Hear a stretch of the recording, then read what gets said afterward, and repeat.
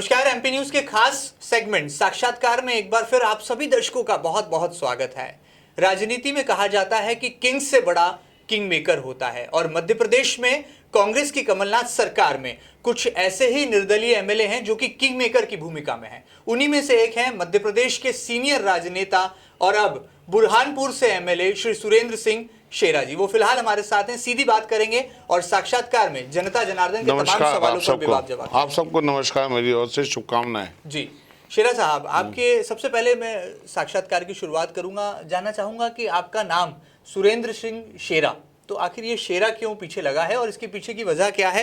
क्या आप चुनाव में शेर की तरह दहाड़ते हैं और शेर की तरह जीत दर्ज कराते हैं, इसीलिए ये शेरा नाम आपके नाम के आगे लगा? नहीं, किसी तरह भी क्या होता है, जब दो भाई सांसद रहे और उनकी अनुपस्थिति में जब मैं बुरहानपुर ऑफिस बैठता था तो धीरे धीरे क्या होता है, जो भी मैं काम करवाता था जी, लोगों जो काम लेके आते थे करते रहता था जी, तो निडर रहता था और आज तक निडर हूँ आप लोग के आशीर्वाद से या शुभकामनाओं से। जी जी जी। तो बिना डर के रहा जिंदगी में, हर दिन संघर्ष किया आम आदमियों के लिए, गरीबों के लिए, इसलिए लोगों ने मेरा नाम शेरा रखा। चलिए, बड़ी बात है। यहाँ पर सुरेंद्र सिंह शेरा जी अपनी बेबाक वाणी के लिए भी जाने पहचाने जाते हैं और आपको दर्शकों को यहाँ पर यह भी बता दें कि एक बड़ी राजनीतिक पृष्ठभूमि है उनके पारिवारिक रूप से और अब वो कांग्रेस सरकार में एक बड़ी भूमिका में है। और कहा यह भी जा रहा है कि यदि भविष्य में मध्य प्रदेश की कमलनाथ सरकार में मंत्रिमंडल विस्तार हुआ तो सुरेंद्र सिंह शेरा ये वो नाम होगा जिनके कंधों पर होगा एक बड़े मंत्रालय का भार। आदरणीय शेरा साहब, क्या मानते हैं आप? राजनीति में आपने जब ये जीत जो है दर्ज कराई तो कहा यह जा रहा था कि सियासत की हवाओं का जो रुख है वो बीजेपी की तरफ था और आपके सामने जो प्रत्याशी थी वो जो है तत्कालीन मंत्री भी रही हैं अर्चना चिटनिस, उनको आपने चुनाव मैदान में हराया है। किस तरह से रणनीति तैयार की थी और कैसे आपने बुरहानपुर विधानसभा सीट में फतेह होने की कहानी लिखी? नहीं, कहीं पूरी हमारे परिवार की पृष्ठभूमि राजनीति की है जी।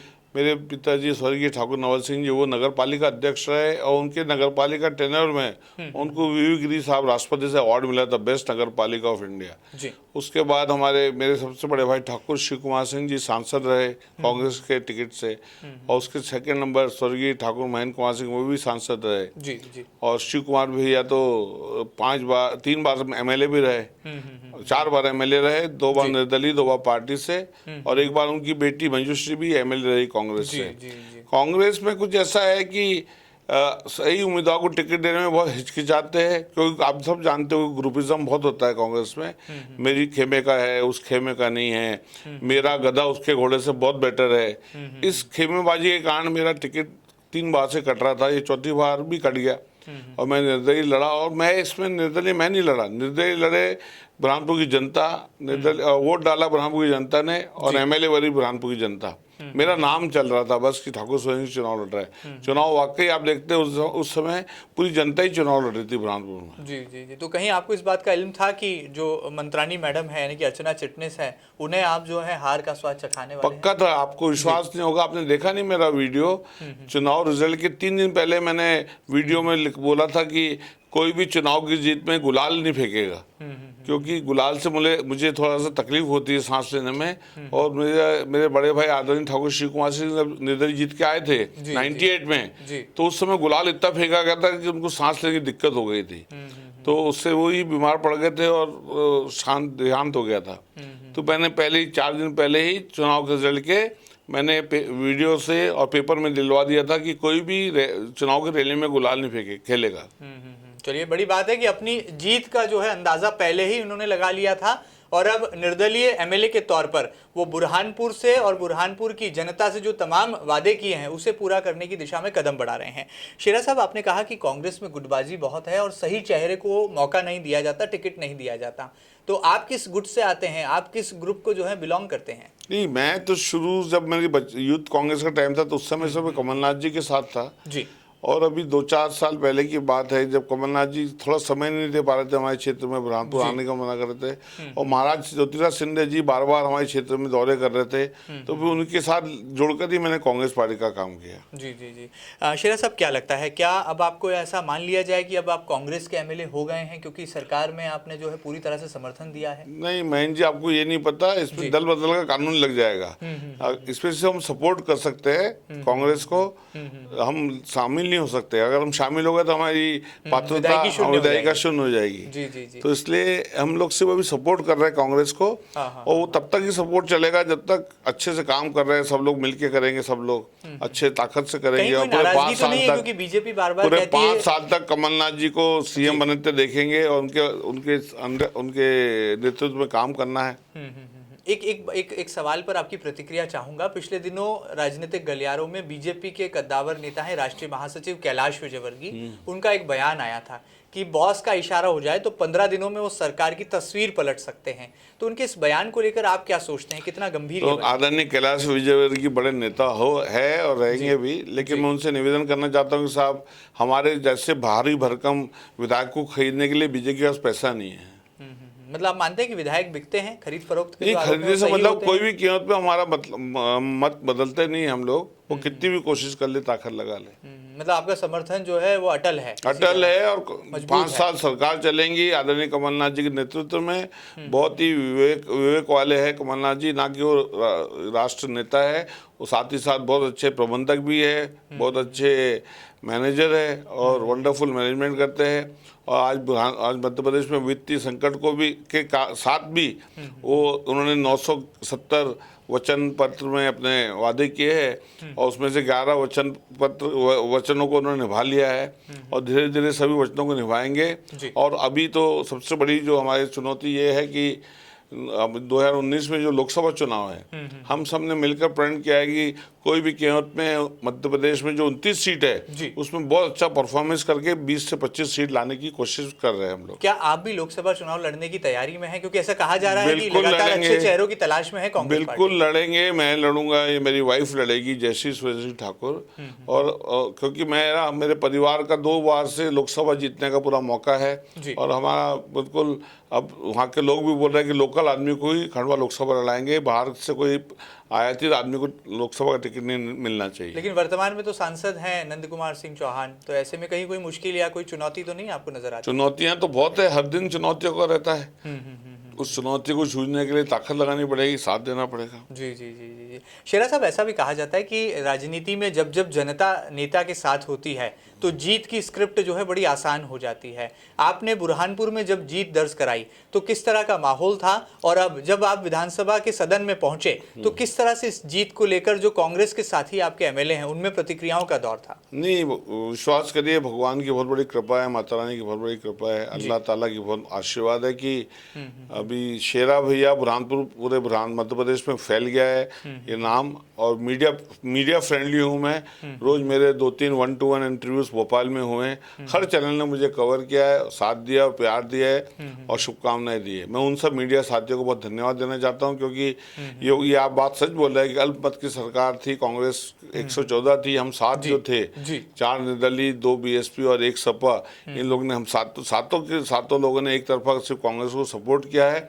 और आज बहुत ही मजबूत सरकार कांग्रेस की बन गई है और बहुमत सरकार बन गई है, बहुमत में आ गई है। अब लगातार वचन पत्र के जो वादे हैं उसको पूरा करने में हम सब साथ देंगे। चलिए, एक सवाल पर आपकी और प्रतिक्रिया चाहूंगा। ऐसा कहा जा रहा था कि शेरा भैया को गुस्सा बहुत आता है, तो क्या इस बात में कहीं कोई सच्चाई है कि आपको गुस्सा बहुत आता है? पूरी सच्चाई है जी। मुझसे बेईमानी और मतलब बिहेवियर वाइज कोई मिसबिहेव करता है, वो मुझसे सहन नहीं होता है। तो मैं चाहता हूँ कि बेईमानी और मिसबिहेवियर बंद हो जाए और सभी लोग साथ में काम करें, मिलजुल के, हाथ में हाथ डाल के। कोई बड़ा नहीं है, कोई छोटा नहीं, कोई अधिकारी नहीं, कोई नेता नहीं है, सभी कार्यकर्ता के रूप में काम करे। क्योंकि जब सेवा करने निकल रहे तो ये नहीं सोचना चाहिए कि मैं एमएलए हूँ, कि मैं कलेक्टर हूँ, कि मैं एसडीएम हूँ, तो मैं क्यों ऐसा करूँ। अभी सब लोग को मिलके अपने क्षेत्र को अच्छा करना है। क्षेत्र अच्छा रहेगा, संपूर्ण उसमें सुविधाएं रहेगी तो देश अच्छा रहेगा। चलिए, बड़ी बात है।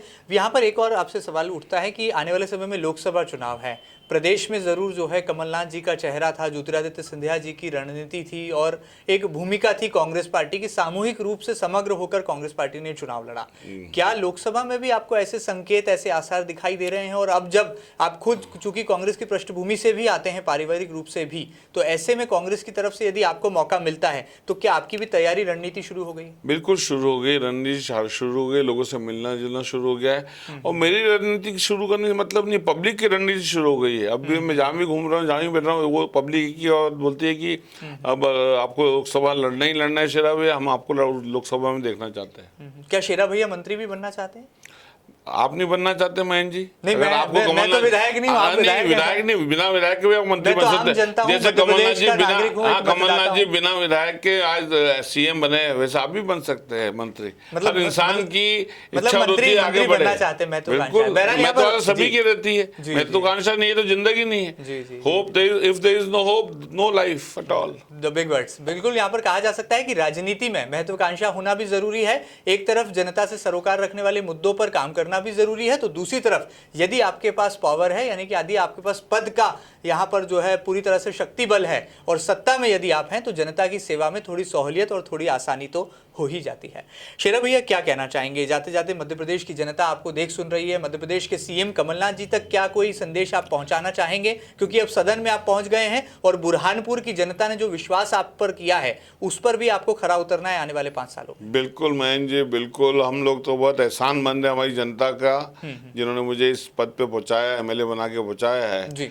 और मैंने तो प्रण ले लिया हूँ, संकल्प ले लिया हूँ कि हर दिन 15 से 20 घंटे काम करूँगा और जनता के बीच में रह के, जनता का हाथ से हाथ मिला के, जनता के साथ चल के, पैदल चल के, कदमों से कदम मिला के उनके काम करेंगे। और जितने भी कार्यक्रम कांग्रेस गवर्नमेंट के, कमलनाथ जी के कार्यक्रम हैं, उस सब कार्यक्रमों का फायदा हमारी समाज के आखिरी व्यक्ति तक पहुंचे, ये हमारी कोशिश रहेगी। चलिए, बड़ी बात है, समाज के अंतिम पंक्ति में खड़े व्यक्ति तक जो है विकास पहुंचे, सरकार की तमाम योजनाओं का लाभ पहुंचे, ऐसा नेक इरादा और वादा है अब यहाँ पर बुरहानपुर के नए विधायक श्री सुरेंद्र सिंह शेरा भैया का।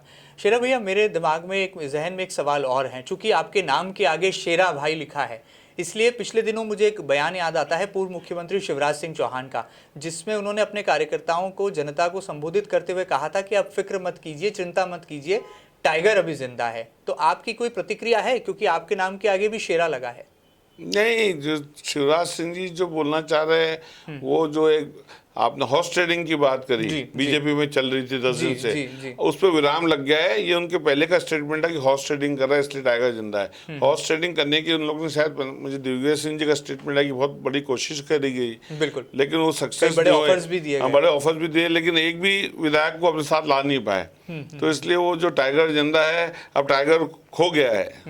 चलिए, टाइगर कहाँ खो गया है इसका फैसला जरूर बीजेपी के केंद्रीय नेतृत्व को करना है, लेकिन इतना जरूर तय है कि अब मध्य प्रदेश में कमलनाथ की सरकार बन चुकी है, यानी कि कांग्रेस पार्टी पूरी तरह से सत्ता पर काबिज हो चुकी है और अपनी नई टीम और नए मंत्रिमंडल के साथ लगातार रफ्तार के साथ कदम बढ़ा रही है। और उम्मीद की ये भी जा रही है कि आने वाले दिनों में जब भी मंत्रिमंडल विस्तार होगा, तो बुरहानपुर के नए विधायक सुरेंद्र सिंह शेरा भैया को भी एक बड़ा स्थान और एक बड़ा ओहदा मिल सकता है। सियासत में ऐसे संकेत साफ तौर पर दिखाई दे रहे हैं। जाते जाते दर्शकों के लिए क्या खास संदेश होगा बुरहानपुर के एमएलए श्री सुरेंद्र सिंह शेरा भैया का? दर्शकों से मैं यही बोलना चाह रहा हूं कि मैं आपके लिए 24 घंटे 12 महीने अवेलेबल हूं।